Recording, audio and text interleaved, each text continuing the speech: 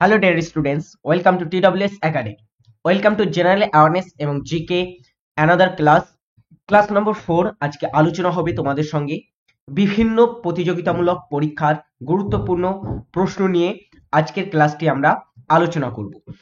ক্লাসে যাওয়ার আগেই বলে রাখি, আমাদের সমস্ত ফ্রি ক্লাস দেখতে TWS একাডেমি এবং the way of solution channel দুটি সাবস্ক্রাইব করে রাখো।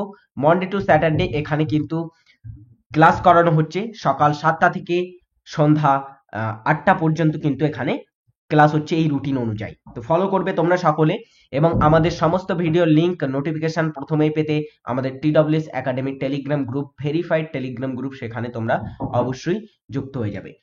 আজকের ক্লাসে প্রথম প্রশ্ন দেখো, কি বলা হচ্ছে, ডেমোক্রেসি শব্দটির উৎপত্তি কোন ভাষা থেকে? ডেমোক্রেসি শব্দটির উৎপত্তি হয়েছে কোন ভাষা থেকে? প্রথমে আমরা দেখব ডেমোক্রেসি শব্দটা আসলে উদ্ভূত হয়েছে কোন শব্দ থেকে?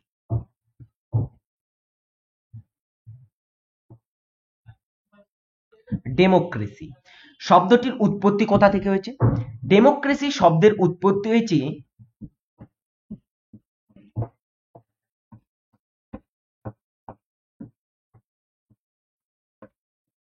ডেমোক্রেটিয়া নামক একটি কিন্তু শব্দ থেকে। তো এই ডেমোক্রেটিয়া শব্দটি হচ্ছে কি? এটা হচ্ছে একটা গ্রিক শব্দ। তাহলে সঠিক উত্তর নেব আমরা গ্রিক শব্দ থেকে। এবারে দেখো ডেমোক্রেটিকা শব্দটির আবার দুটি যদি সন্ধি বিচ্ছেদ বা বিচ্ছেদ করা হয় তাহলে দুটি শব্দ আসে। একটা হচ্ছে ডেমোস। ডেমোস শব্দের অর্থ হচ্ছে জনগণ। আর যদি বলা হয় ক্রাটিয়া শব্দের অর্থ হচ্ছে কি? ক্রাটিয়া শব্দের অর্থ হচ্ছে শাসন বা ক্ষমতা বা শাসন। তাহলে এখানে কি বলা হচ্ছে? ডেমোক্রেটিক শব্দের অর্থ তাহলে কি? জনগণের শাসন বা জনগণের ক্ষমতাকে বোঝানো হচ্ছে ব্যুৎপত্তিগত অর্থ হিসাবে। ওকে, আশা করি তোমরা বুঝতে পেরেছো। নেক্সট প্রশ্নে আসবো, যেটা হচ্ছে নিম্নের কোন রাজ্যের মধ্য দিয়ে কর্কট ক্রান্তি রেখা গিয়েছে? মোস্ট ইম্পর্টেন্ট প্রশ্ন। কর্কট ক্রান্তি রেখা কয়টি রাজ্যের উপর দিয়ে গেছে? ভারতের 8টি রাজ্যের উপর দিয়ে। সবগুলি কিন্তু গুরুত্বপূর্ণ, আমাদের জেনে রাখা একদমই দরকার। তো কর্কট ক্রান্তি রেখা যেটা হচ্ছে 23.5 ডিগ্রি, কত ডিগ্রি? 23.5 ডিগ্রি উত্তর অক্ষাংশ, যেটাকে আমরা কর্কট ক্রান্তি রেখা নামে জানি। তো এই কর্কট ক্রান্তি রেখা ভারতের কয়টি রাজ্যের উপর দিয়ে গেছে? 8টি রাজ্যের উপর দিয়ে গেছে।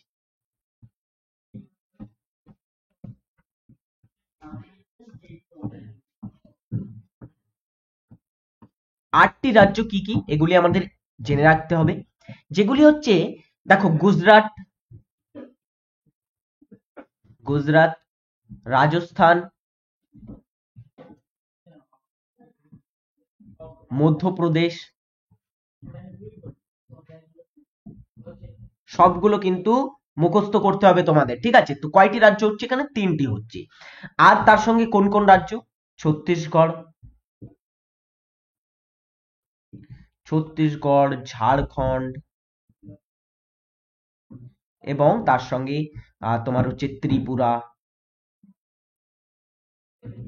ত্রিপুরা, পশ্চিমবঙ্গ এবং আরেকটি হচ্ছে মিজোরাম।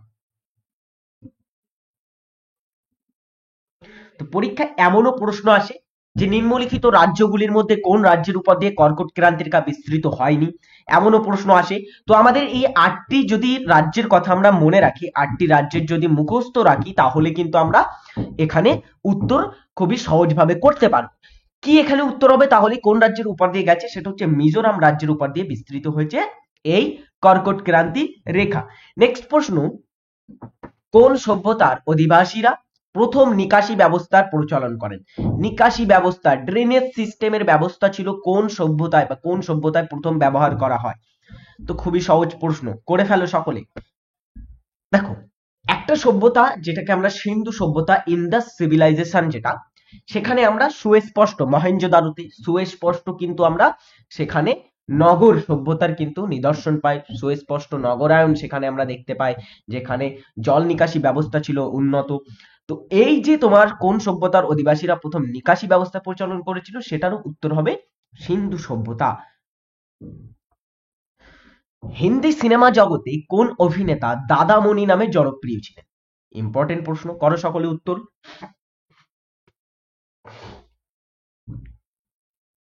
দাদামণি নামে কোন অভিনেতা জনপ্রিয় ছিলেন? রাজেশ খান্না, দেব আনন্দ, উৎপল দত্ত, অশোক কুমার। অ্যান্সার হবে কে? সঠিক উত্তর হবে এখানে অশোক কুমার। তিনি হিন্দি সিনেমা জগতে দাদামণি নামে পরিচিত ছিলেন। আচ্ছা, তার অপর আরো একটি নাম আছে অশোক কুমারের, এটাও তোমরা একটু জেনে রাখো, কুমুদলাল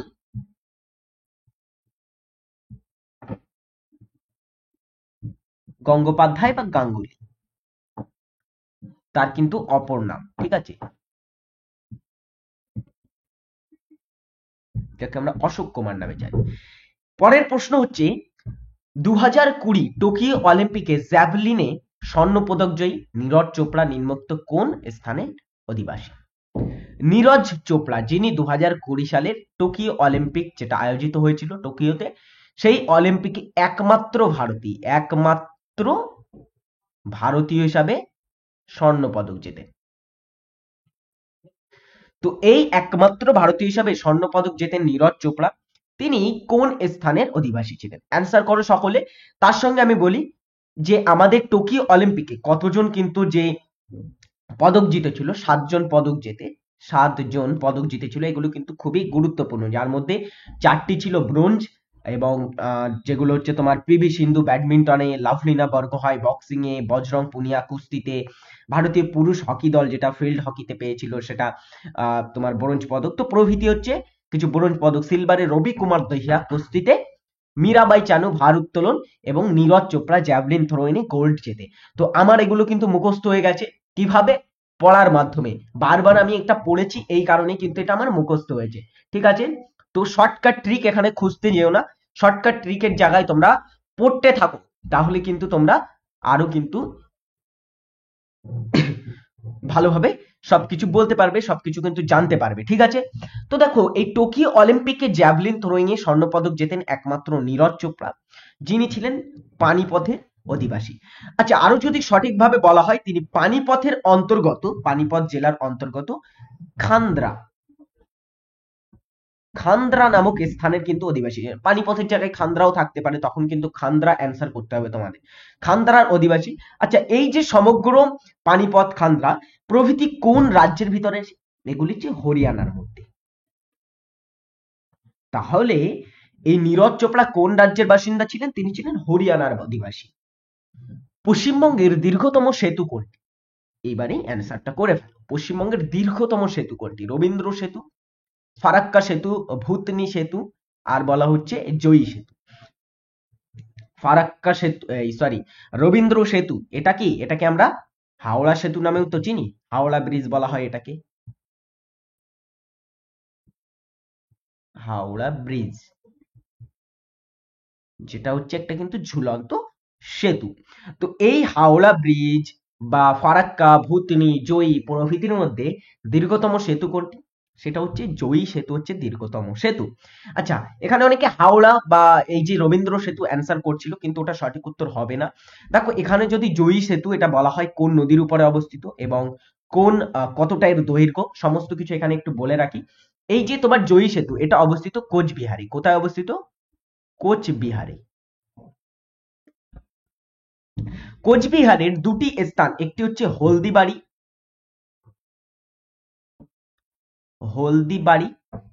ও মেখলিগঞ্জ।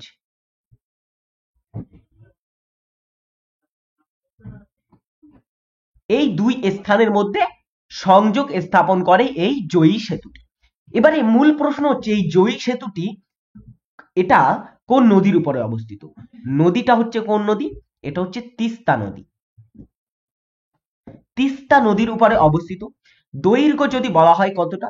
দৈর্ঘ্য হচ্ছে 2709 কিমি প্রায়। এটা সঠিক আমি বলতে পারছি না, এতটা হবে সম্ভবত, একটু তোমরা চেক করে নিও, ঠিক আছে। তো এই 2709 কিমি মতো কিন্তু দৈর্ঘ্য বিশিষ্ট, বা 2700 কিমি প্রায় দৈর্ঘ্য বিশিষ্ট, এটা 2021 সালে উদ্বোধন করা হয়েছিল।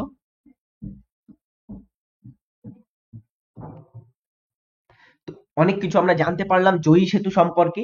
জয়ী সেতু কোন দুটি স্থানের মধ্যে অবস্থিত? হলদিবাড়ি, মেখলিগঞ্জ, তিস্তা নদীর উপরে অবস্থিত, দৈর্ঘ্য এতটা, এবং এটা 2021 সালে কিন্তু উদ্বোধন বা এটাকে চালু করা হয়েছিল। তো এই হচ্ছে কিন্তু গুরুত্বপূর্ণ জয়ী সেতু সম্পর্কে। নেক্সট দেখো, অমিত্র ঘাত উপাধি কে গ্রহণ করে?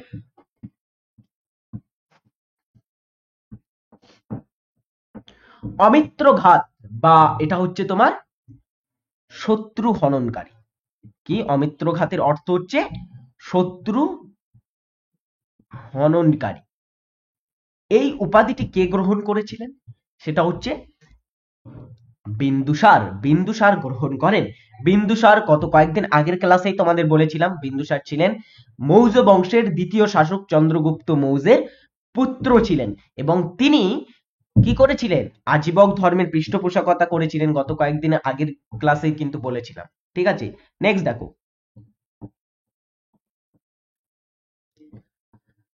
নিম্নের কোথায় জয়প্রকাশ নারায়ণ আন্তর্জাতিক বিমানবন্দর অবস্থিত? জয়প্রকাশ নারায়ণ, তাকে আমরা কি নামে চিনি? লোকনায়ক।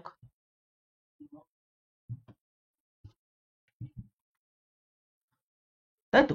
তো এই জয়প্রকাশ নারায়ণ আন্তর্জাতিক বিমানবন্দরটি কোথায় অবস্থিত? গোয়া, ইন্দোর, পাটনা, রাঁচি। তো অ্যান্সার হবে কোথায়? এটা অবস্থিত বিহারে। প্রথম আমরা জানি বিহারে অবস্থিত। তো বিহারের রাজধানী পাটনাতে অবস্থিত কিন্তু এই জয়প্রকাশ নারায়ণ আন্তর্জাতিক বিমানবন্দরটি। কলমকারী চিত্রকলা কোন রাজ্যে শুরু হয়েছিল? আরো একটি স্ট্যাটিক জিকে ভিত্তিক প্রশ্ন, কলমকারী চিত্রকলা বা চিত্রশৈলী এটা কোন রাজ্যে শুরু হয়েছিল? দেখো এটা কিন্তু অনেক পুরনো একটা চিত্রশৈলী, খুবই কিন্তু ঐতিহ্যবাহী এবং খুবই উল্লেখযোগ্য একটা চিত্রশৈলী এই কলমকারী চিত্রকলা, যেটার উৎপত্তি কোথায় হয়েছে বলতো?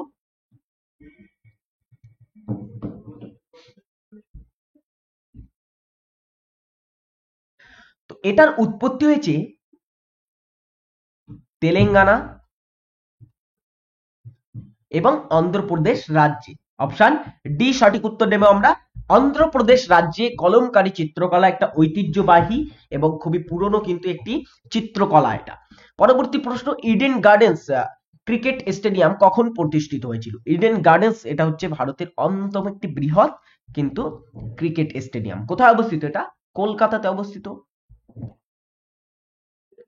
কলকাতাতে অবস্থিত ইডেন গার্ডেন্স। এবং ইডেন গার্ডেন্স এর যদি বলা হয় ক্যাপাসিটি প্রায় 68,000 মতো কিন্তু এখানে সিট আছে। তো এই তোমার হচ্ছে ইডেন গার্ডেন্স ক্রিকেট স্টেডিয়াম এটা কবে প্রতিষ্ঠিত হয়েছিল? সঠিক উত্তর হবে এখানে অপশন বি, 1864 সালে ইডেন গার্ডেন্স স্থাপিত হয়। আজকের হোমওয়ার্ক তোমাদের থাকবে যে কাকে দ্বিতীয় আলেকজান্ডার নামে অভিহিত করা হয়। তো এখানে কয়েকজন শাসকের নাম দেওয়া আছে, আলাউদ্দিন খলজি, জালালউদ্দিন খলজি, সমুদ্রগুপ্ত, দ্বিতীয় চন্দ্রগুপ্ত। তো এদের মধ্যে কে দ্বিতীয় আলেকজান্ডার নামে পরিচিত? অ্যান্সার তোমরা সকলে কমেন্টে করে যাবে এবং তার সঙ্গে জানিয়ে যাবে যে ক্লাসটি কেমন লাগছে। আর যারা ক্লাসটি দেখছো তাদের সকলকে বলি, ক্লাসটি যারা দেখছো এখনো পর্যন্ত ক্লাসটি কেমন লাগছে জানাবে, তার সঙ্গে তোমরা একটা করে লাইভ ক্লাসে করে দেবে। গুরুত্বপূর্ণ কিছু প্রশ্ন কিন্তু তোমাদের জন্য আমি এনেছি। তো দেখো, পরবর্তী প্রশ্ন 11 নম্বর প্রশ্নে আসলাম। প্রখ্যাত বাংলা উপন্যাস প্রথম প্রতিশ্রুতি কার লেখা? প্রথম প্রতিশ্রুতি একটা হচ্ছে প্রখ্যাত বাংলা উপন্যাস। এই উপন্যাসটি প্রথম প্রকাশিত হয়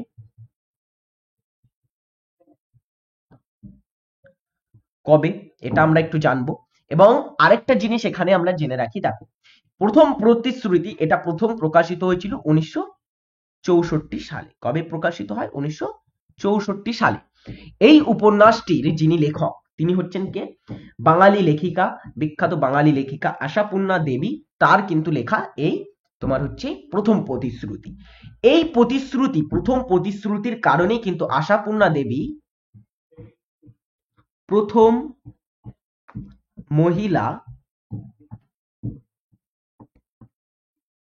যিনি জ্ঞানপীঠ পুরস্কার পান।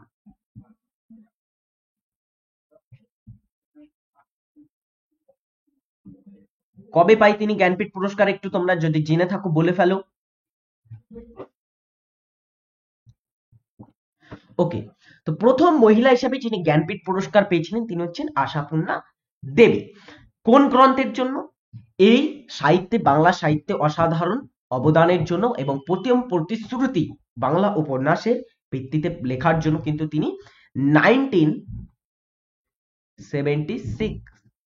1976 সালে কিন্তু তিনি পেয়েছিলেন জ্ঞানপীঠ পুরস্কার প্রথম মহিলা হিসাবে। পরবর্তী প্রশ্ন, নিম্নোক্ত কোন অঙ্গটি স্বয়ংক্রিয় স্নায়ুতন্ত্রের দ্বারা নিয়ন্ত্রিত নয়? স্নায়ুতন্ত্রের দ্বারা সরাসরি নিয়ন্ত্রিত হয় না কোন গ্রন্থিটি? গ্রন্থি, হৃৎপিণ্ড, চক্ষু এবং জরায়ু। অ্যান্সার হবে কোনটি?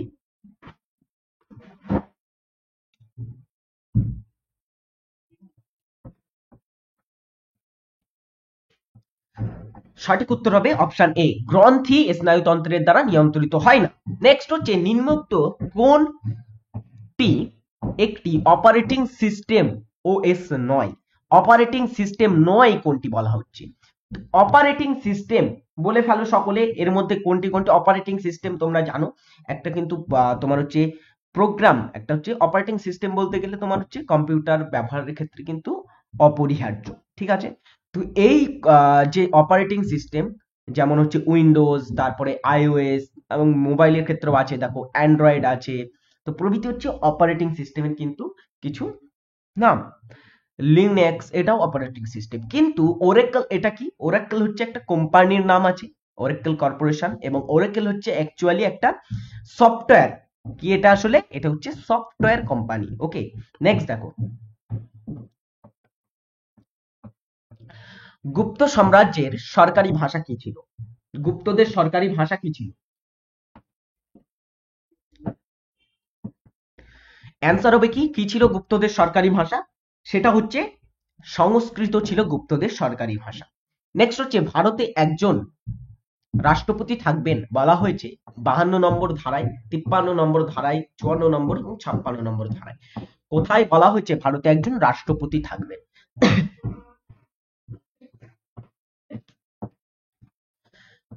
সঠিক উত্তর নেব আমরা কোনটি? দেখো, এই সমস্ত ধারাগুলি কিন্তু ভারতের রাষ্ট্রপতির সঙ্গে সম্পর্কযুক্ত। এখানে দেখো অপশন এ সঠিক উত্তর হবে। 52 নম্বর ধারায় বলা হচ্ছে একজন ভারতের রাষ্ট্রপতি থাকবে। 53 নম্বর ধারায় বলা হচ্ছে কেন্দ্রের শাসন সংক্রান্ত ক্ষমতা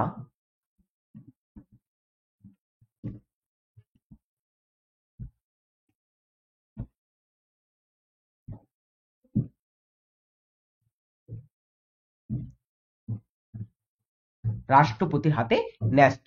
কেন্দ্রের শাসন সংক্রান্ত ক্ষমতা কার হাতে ন্যস্ত? রাষ্ট্রপতির হাতে ন্যস্ত। এটা হচ্ছে ধারা 53। 54 কি? এটা হচ্ছে রাষ্ট্রপতি নির্বাচনের সঙ্গে সম্পর্কযুক্ত, নির্বাচনী সংস্থার সঙ্গে সম্পর্কযুক্ত, ঠিক আছে, নির্বাচন সংস্থা।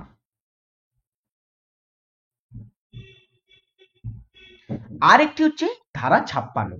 এটা হচ্ছে কি? ধারা 56 হচ্ছে এটা রাষ্ট্রপতির কার্যকাল। কিসের সঙ্গে যুক্ত? কার্যকাল। রাষ্ট্রপতি কত দিনের জন্য নিযুক্ত হবেন এটা বলা হচ্ছে ধারা 56। কত দিনের জন্য নিযুক্ত হন?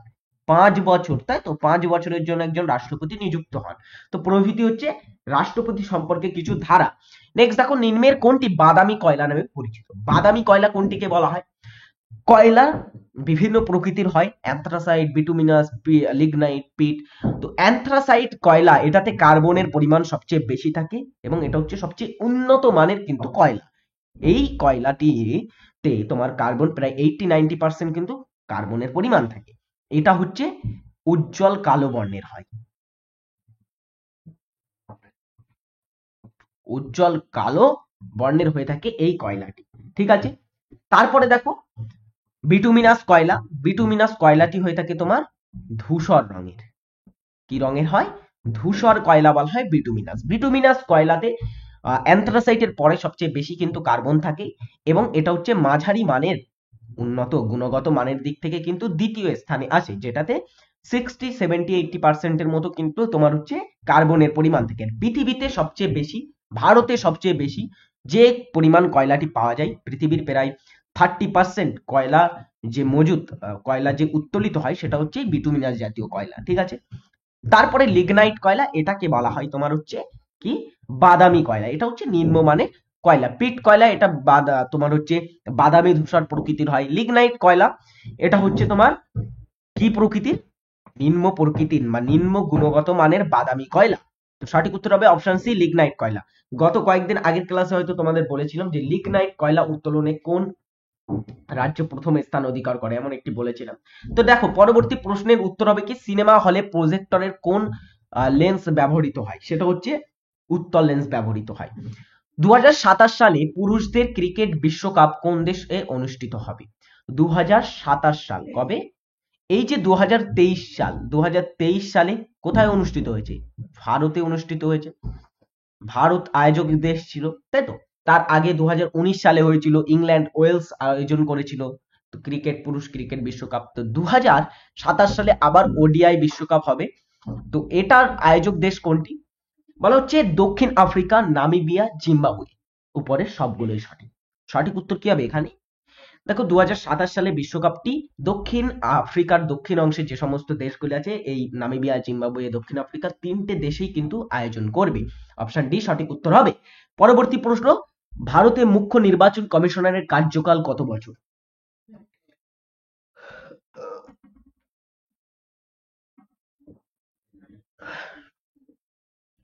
ভারতের মুখ্য নির্বাচন কমিশনার, বলো।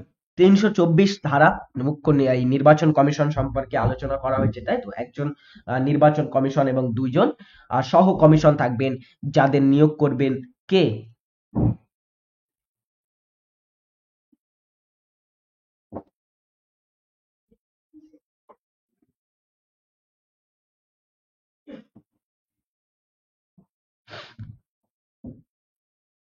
তো রাষ্ট্রপতি কর্তৃক নির্বাচন কমিশনার নিযুক্ত হবেন 6 বছর বা 65 বছর বয়স পর্যন্ত। তাদের কার্যকালের মেয়াদ এতদিন পর্যন্ত কিন্তু তারা পদে থাকতে পারে। নেক্সট হচ্ছে, কত সালে সর্বভারতীয় কিষাণ সভা প্রতিষ্ঠিত হয়েছিল? অল ইন্ডিয়া কিষাণ সভা, AIKS, এটা প্রতিষ্ঠা হয়েছিল কবে? আচ্ছা, এটার প্রতিষ্ঠাতা কে ছিল? এটাও পরীক্ষায় আসে প্রশ্ন, এখান থেকে একটু জেনে রাখো। অল ইন্ডিয়া কিষাণ সভা, সর্বভারতীয় কিষাণ সভার প্রতিষ্ঠাতা কে ছিলেন?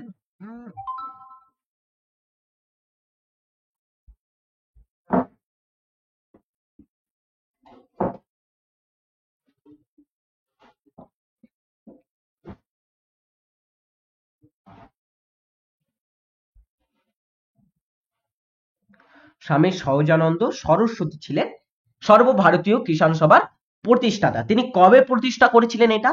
এটা হচ্ছে 1936 সালে প্রতিষ্ঠিত হয়েছিল। পরবর্তী, দেখো তোমাদের একটু অ্যাড ব্রেক নেব এখানে। আমাদের TWS একাডেমি অ্যাপে তোমরা যদি এখনো যুক্ত না হয়ে থাকো, অবশ্যই TWS একাডেমি অ্যাপে যুক্ত হয়ে যাও। সেখানে তোমরা যুক্ত হলে সোম থেকে শনি প্রতিদিন লাইভ ক্লাস করার সুযোগ পাবে, সমস্ত বিষয়ের উপর অধ্যায়ভিত্তিক ক্লাস পাবে, প্রতিদিন ক্লাসের PDF এবং নোটস পাবে, লাইভ মিস করলে রেকর্ডেড প্রভৃতি কিন্তু ফ্যাসিলিটি তোমরা সেখান থেকে পাবে। তার সঙ্গে দেখো free class, free test, current affairs এবং অল PYQ সিলেবাস প্রভৃতি কিন্তু এখানে আছে। তোমরা যদি ভর্তি হতে ইচ্ছুক হও, আমাদের এই নাম্বারে কন্ট্যাক্ট করো। দেখো 9062160805, এটা কিন্তু অলওয়েজ এটা অন থাকে এই টাইমের ভিতরে, এখানে তোমরা ফোন করে জানতে পারো। তো সকলে তোমরা যদি এখনো যুক্ত না হয়ে থাকো, TWS একাডেমি অ্যাপ ডাউনলোড করো, সেখানে দ্রুত এনরোল করো। লিমিটেড অফার চলছে সেখানে, প্রতিটি ক্লাস কিন্তু বিভিন্ন এই সমস্ত একদমই সেরা শিক্ষকদের দ্বারা সেখানে তোমাদের করানো হচ্ছে। তো অবশ্যই তোমরা যুক্ত হয়ে যাবে, আমাদের সঙ্গে যুক্ত হবে এবং তোমরা সফলতা অর্জন করো, এটাই আমাদের কামনা থাকবে। পরবর্তী প্রশ্নে আসি, টার্সিয়ারি সেক্টরের কার্যক্ষেত্রের মধ্যে নিচের কোন কাজটি পড়ে? আচ্ছা, কাজের যে সেক্টর সেটাকে তিনটি ভাগে ভাগ করা হয়। একটা হচ্ছে কি প্রাইমারি সেক্টর, সেকেন্ডারি এবং আরেকটি হচ্ছে তোমার টার্সিয়ারি সেক্টর। প্রাইমারি সেক্টরের ক্ষেত্রে আসে তোমার হচ্ছে বিভিন্ন কৃষিকাজ, যেগুলো হচ্ছে তোমার সরাসরি আহ, যুক্ত, মানে হচ্ছে সরাসরি প্রাকৃতিক উৎপাদনের সঙ্গে যুক্ত, সেগুলো হচ্ছে তোমার প্রাইমারি সেক্টরের মধ্যে আসে, যেমন কৃষিকাজ, মাছ, বন, তারপরে বনের যে বনজ যে সমস্ত তোমার কাজকর্মগুলো হয়ে থাকে প্রভৃতি হচ্ছে কিন্তু যুক্ত প্রাইমারি সেক্টরের মধ্যে। সেকেন্ডারি সেক্টরের মধ্যে আসে কি, সেকেন্ডারি সেক্টরের মধ্যে ছোটখাটো শিল্প, খাদ্য প্রক্রিয়াকরণ প্রভৃতি আসে হচ্ছে সেকেন্ডারি সেক্টরের মধ্যে, যেমন দেখো কুটির শিল্প প্রভৃতি আসে তোমার হচ্ছে সেকেন্ডারি সেক্টরের মধ্যে। টার্সিয়ারি সেক্টর বা এটাকে বলা হয়ে থাকে এক কথায় পরিষেবা, যেমন সরকার আমাদের বিভিন্ন কিন্তু পরিষেবা প্রদান করছে, পরিবহনের ক্ষেত্রে রাস্তাঘাট নির্মাণ, সেখান থেকে কিন্তু সরকার ট্যাক্স অর্জন করছে, টোল ট্যাক্স বা বিভিন্ন মাধ্যমে, ব্যাংকিং, শিক্ষা প্রদান করছে। তো প্রভৃতি হচ্ছে কি এইসব ক্ষেত্রে পরিষেবার মাধ্যমে কিন্তু সরকার যে উৎপাদনটা, সরকার যে আহ, কাজটি করে, এটা হচ্ছে কিন্তু টার্সিয়ারি সেক্টরের মধ্যে পড়ে। সঠিক উত্তর হবে পরিষেবা সংক্রান্ত।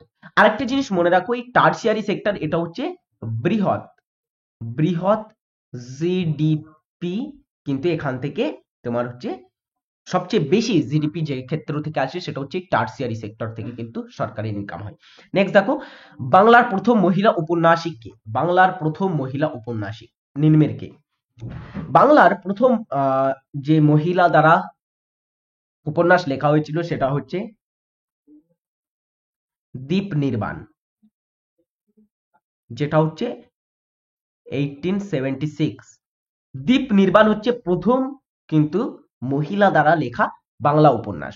তো এটার যিনি লেখক ছিলেন তিনি হচ্ছেন জোড়াসাঁকো ঠাকুরবাড়ির সদস্য স্বর্ণকুমারী দেবী, রবীন্দ্রনাথ ঠাকুরের কিন্তু ইনি বোন ছিলেন।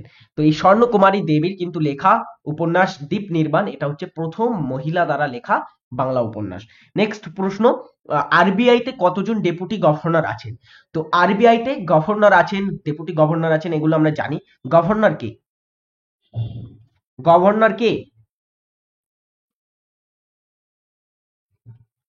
শক্তিকান্ত দাস, তিনি হচ্ছেন আরবিআই এর বর্তমান গভর্নর। তো আরবিআই তে কতজন ডেপুটি গভর্নর আছে বর্তমানে? সেটা হচ্ছে 4 জন। কে কে একটু দেখে নি। Deputy governor Shri Swaminathan J, Shri T Ravishankar, Shri M Rajeshwara Rao এবং ডক্টর এম ডি পাত্র, এই 4 জন হচ্ছে বর্তমানে আরবিআই এর ডেপুটি গভর্নর। তো এখান থেকে একটা নাম দিতে পারে যে টি রবিশঙ্কর, তিনি বর্তমানে কোন পদের সঙ্গে যুক্ত আছেন, আসতেই পারে পরীক্ষায়। তো এগুলো তোমরা একটু জেনে রাখবে, এগুলো একটু চোখ বুলিয়ে রাখবে। পরের প্রশ্ন, ক্লাউডেড লেপার্ড ন্যাশনাল পার্ক নিম্নের কোথায় অবস্থিত? তো ক্লাউডেড লেপার্ড ন্যাশনাল পার্ক এটা অবস্থিত কোথায়? এটা অবস্থিত হচ্ছে ত্রিপুরা রাজ্যে। নেক্সট, কোন সালে ভারত প্রথম টি-20 বিশ্বকাপ জয়ী হয়েছিল? তো টি-20 বিশ্বকাপ আমরা জানি, ভারত প্রথম বিশ্বকাপ তোমার হচ্ছে যে ওডিআই বিশ্বকাপ সেটা জিতেছিল কবে? সেটা জিতেছিল ভারত প্রথম 1983-তে কপিল দেবের নেতৃত্বে, তাই তো? তো ভারত পরবর্তীতে টি-20 যখন শুরু হয়, টি-20 20 ওভারের যে ক্রিকেট খেলা, সেই টি-20 বিশ্বকাপ প্রথম এর সূচনা হয়েছিল কবে? প্রথম এর সূচনা হয়েছিল তোমার হচ্ছে 2007 সালে এটা সূচনা হয়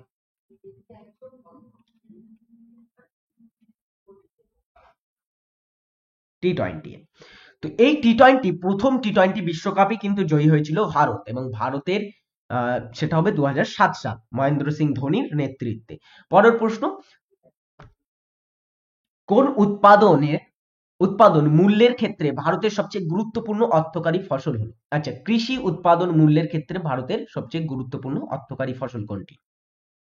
তুলো, তৈলবীজ, আখ, তামাক।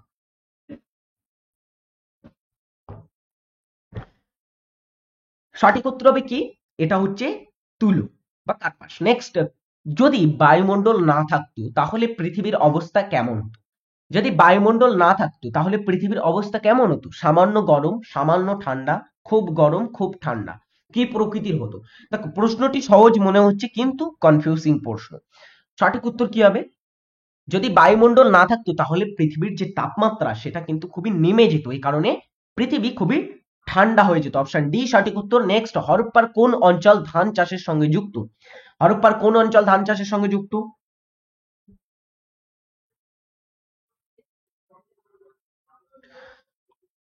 সেটা হচ্ছে লোথাল সাইট ধান চাষের সঙ্গে যুক্ত ছিল। লোথাল সাইট এটা তোমার অবস্থিত কোথায়?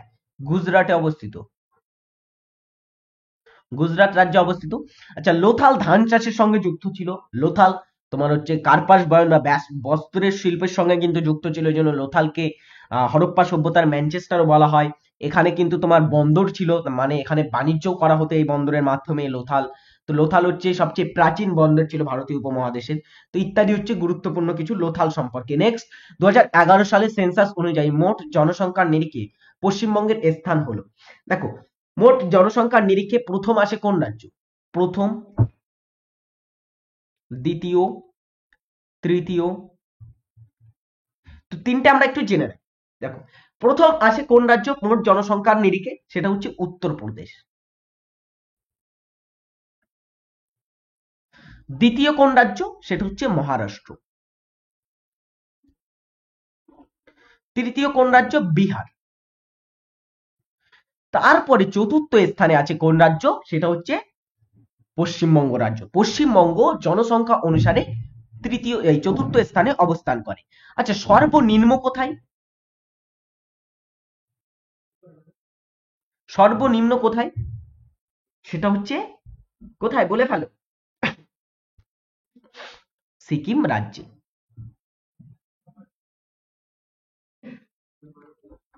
নেক্সট, লাস্ট প্রশ্ন, ভারতীয় জাতীয় কংগ্রেসের দ্বিতীয় অধিবেশনে কে সভাপতিত্ব করেছিলেন? ভারতীয় জাতীয় কংগ্রেসের দ্বিতীয় অধিবেশন, যেটা তোমার অনুষ্ঠিত হয় কবে? প্রথম অধিবেশন হয়েছিল 1885-এ বোম্বেতে গোকুল দাস তেজপাল কলেজ উমেশ চন্দ্র ব্যানার্জির সভাপতিত্বে। দ্বিতীয় যে তোমার সভা হয়েছিল সেটা হচ্ছে 1886-এ। তো সেটাতে সভাপতিত্ব কে করেছিলেন এবং এটা কোথায় হয়েছিল? কলকাতাতে।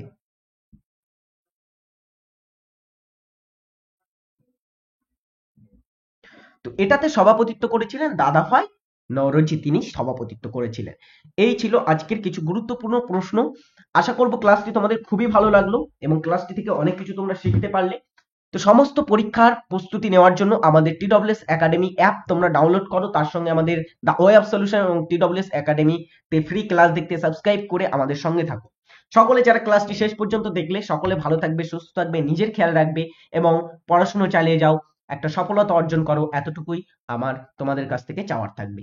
থ্যাংক ইউ, সকলে ভালো থাকবে। আমি এখানে শেষ করছি, টাটা।